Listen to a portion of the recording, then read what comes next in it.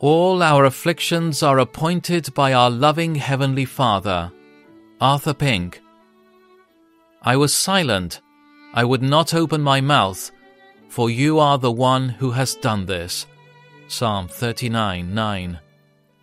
Realizing that it was the chastening hand of God upon him, David refrained from murmuring.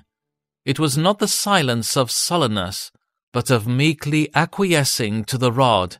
When we are in our right minds, we shall have nothing to object against God's dealings with us or dispute with them. God is sovereign in the acts of his providence, and therefore an important branch of our obedience unto him lies in suffering his will as well as in doing his will.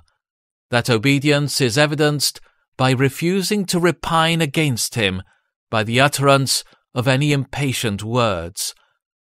Shall vile dust and ashes censure the providential dealings of the Most High God, or impugn his goodness?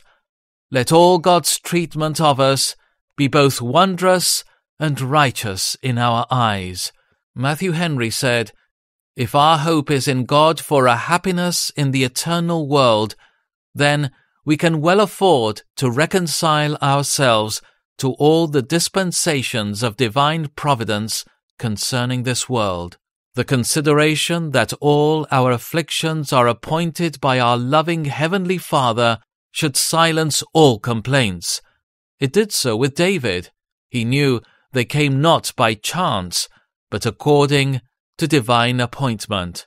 After months of acute suffering, and still in agony of body, the last words of John Calvin were, "Lord, you grind me to powder, but it suffices me, because it is your hand." God disciplines us for our good, that we may share in his holiness. No discipline seems pleasant at the time, but painful.